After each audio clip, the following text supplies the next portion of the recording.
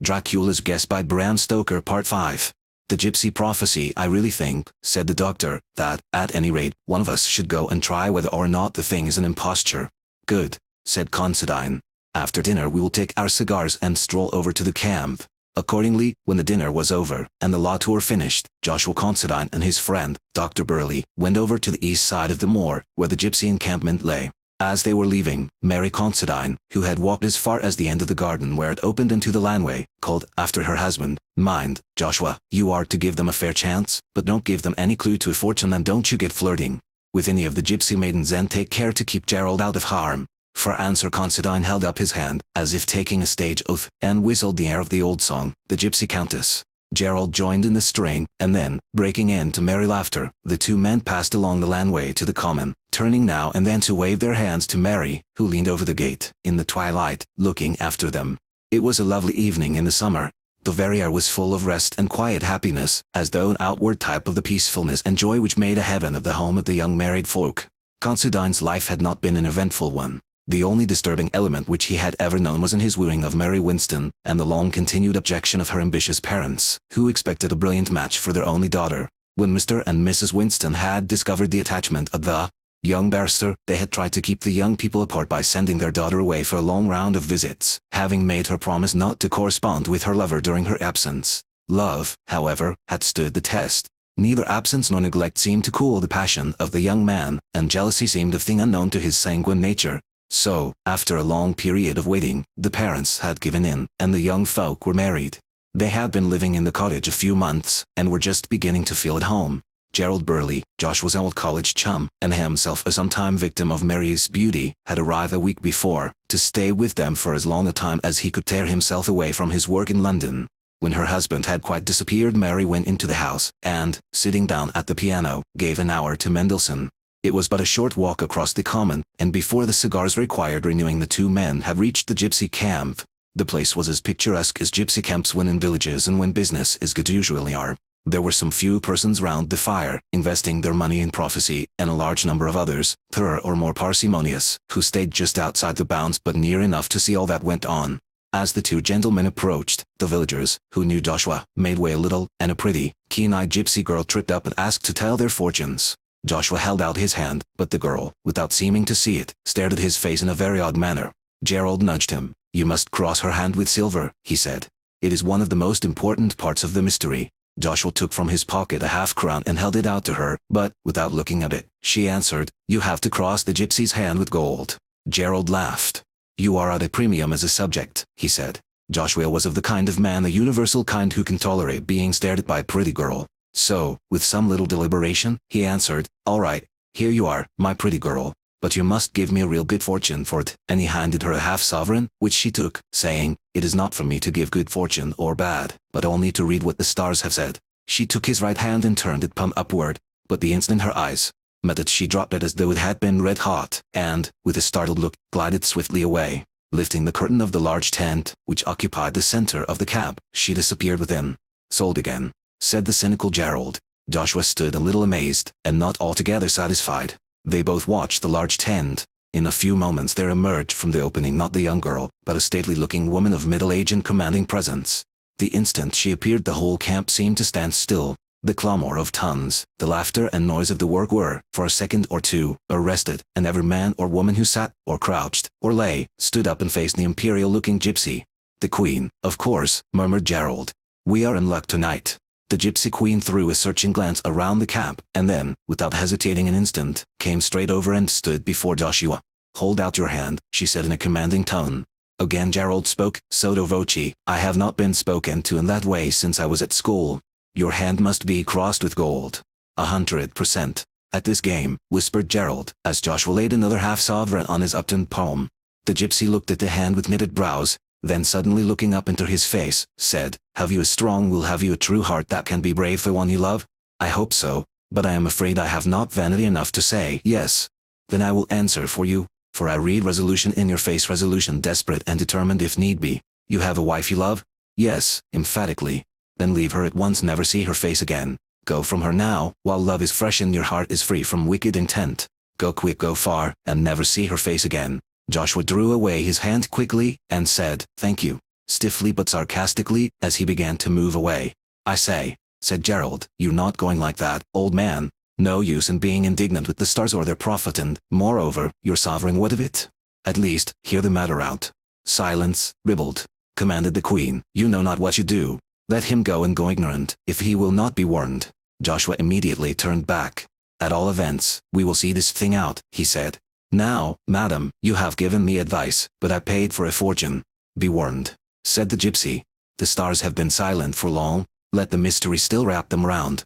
My dear madam, I do not get within touch of a mystery every day, and I prefer for my money knowledge rather than ignorance. I can get the latter commodity for nothing when I want any of it." Gerald echoed the sentiment. "As for me, I have a large and unsaleable stock on hand." The gypsy queen eyed the two men sternly, and then said, "As you wish. You have chosen for yourself, and have met warning with scorn, and appeal with levity. On your own heads be the doom." "Amen," said Gerald. With an imperious gesture the queen took Joshua's hand again, and began to tell his fortune.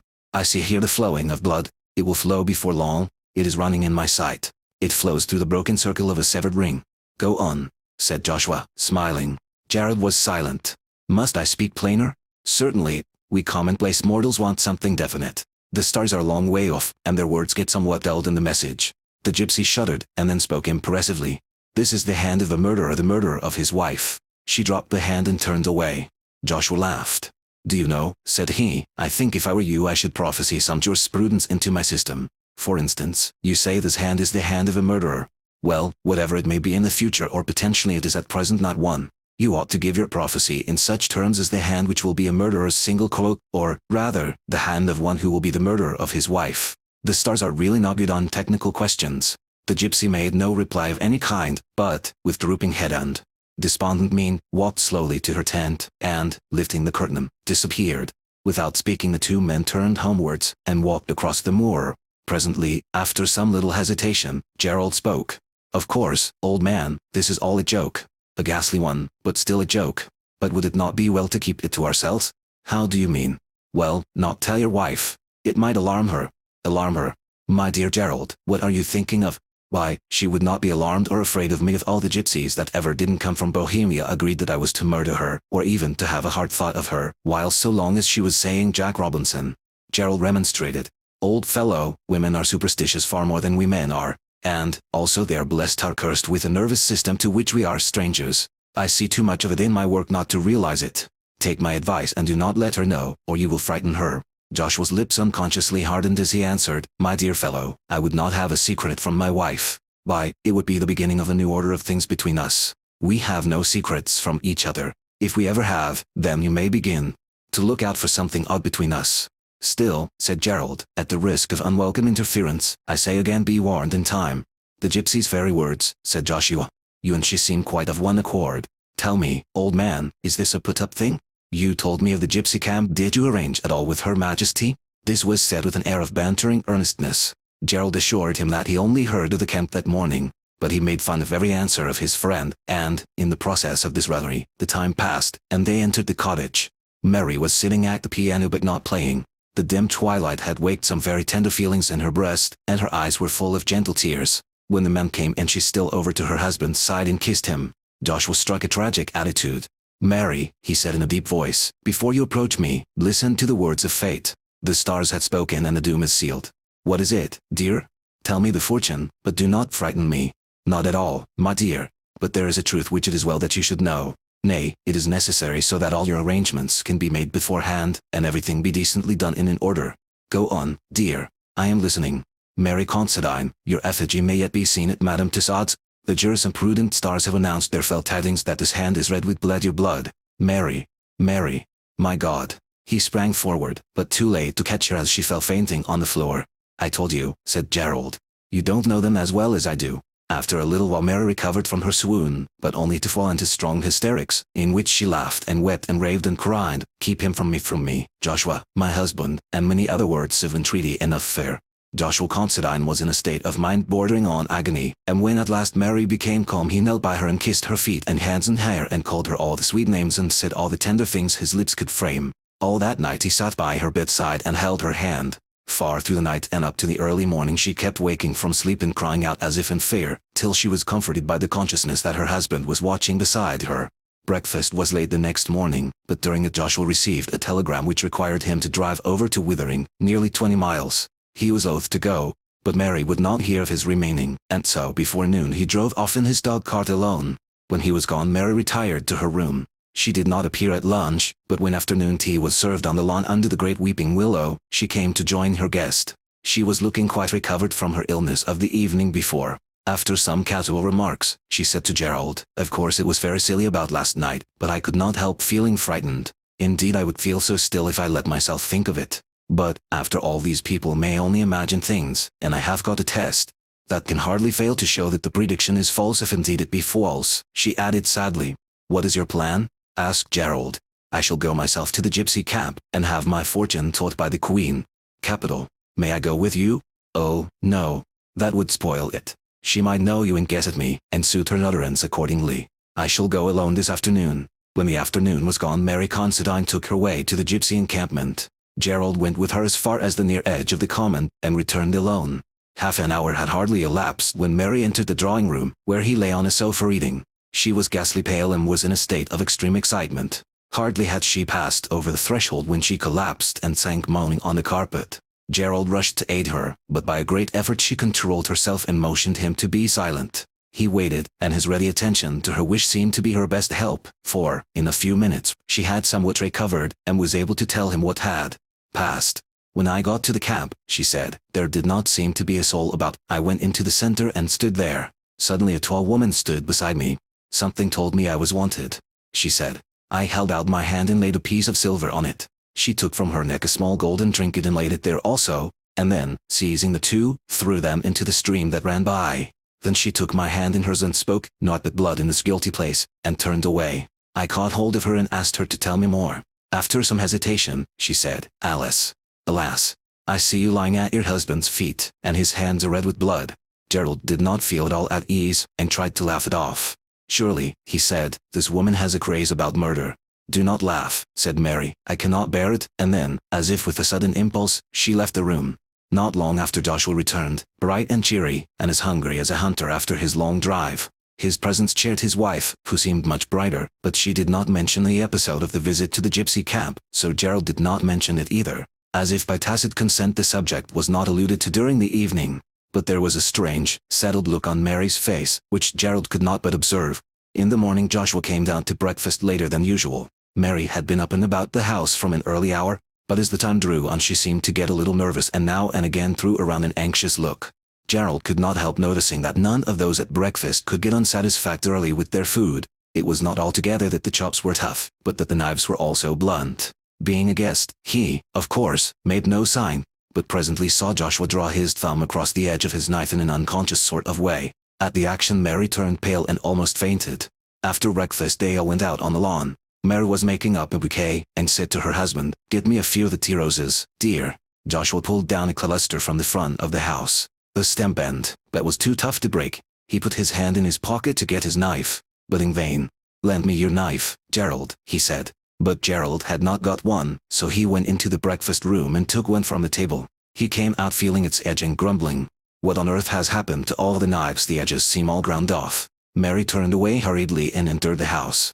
Joshua tried to sever the stalk with the blunt knife as country cooks sever the necks of fowl as schoolboys cut twine. With a little effort he finished the task. The cluster of roses grew thick, so he determined to gather a great bunch. He could not find a single sharp knife in the sideboard where the cutlery was kept, so he called Mary, and when she came, told her the state of things. She looked so agitated and so miserable that he could not help knowing the truth, and, as if astounded and hurt, asked her, "Do you mean to say that you have done it?" She broke in, "Oh, Joshua, I was so afraid." He paused, and a set, white look came over his face. "Mary," said he, "is this all the trust you have in me? I would not have believed it." "Oh, Joshua, Joshua," she cried entreatingly, "forgive me," and wept bitterly. Joshua thought a moment and then said, "I see how it is. We shall better end this or we shall all go mad." He ran into the drawing room. "Where are you going?" almost screamed Mary. Gerald saw what he meant, that he would not be tied to blunt instruments by the force of a superstition, and was not surprised when he saw him come out through the French window, bearing in his hand a large Gurkha knife, which usually lay on the center table, and which his brother had sent him from northern India. It was one of those great hunting nights which worked such havoc at close quarters with the enemies of the loyal Gurkhas during the mutiny, of great weight but so evenly balanced in the hand as to seem light, and with an edge like a razor. With one of these knives a Gurkha can cut a sheep in two. When Mary saw him come out of the room with the weapon in his hand, she screamed in an agony of fright, and the hysterics of last night were promptly renewed. Joshua ran toward her, and, seeing her falling, threw down the knife and tried to catch her. However, he was just a second too late, and the two men cried out in horror simultaneously as they saw her fall upon the naked blade. When Gerald rushed over, he found that in falling her left hand had struck the blade, which lay partly upwards on the grass. Some of the small veins were cut through, and the blood gushed freely from the wound. As he was tying it up, he pointed out to Joshua that the wedding ring was severed by the steel. They carried her fainting to the house. When, after a while, she came out, with her arm in a sling, she was peaceful in her mind and happy. She said to her husband, "The gypsy was wonderfully near the truth. Too near for the real thing ever to occur now, dear." Joshua bent over and kissed the wounded hand.